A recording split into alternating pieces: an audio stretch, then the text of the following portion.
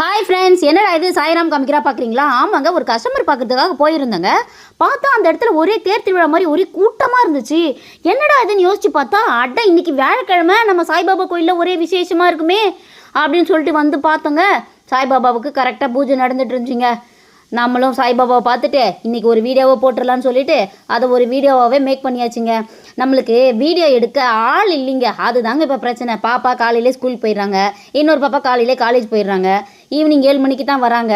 Content இருந்தாலும் video எடுக்க முடியலங்க, அதுதாங்க இப்போ பிரச்சனை. அதனால் கொஞ்சம் அட்ஜஸ்ட் பண்ணி நம்ம சேனலை எப்பவும் போல் வியூஸ் கொடுங்க, ஓகேங்களா?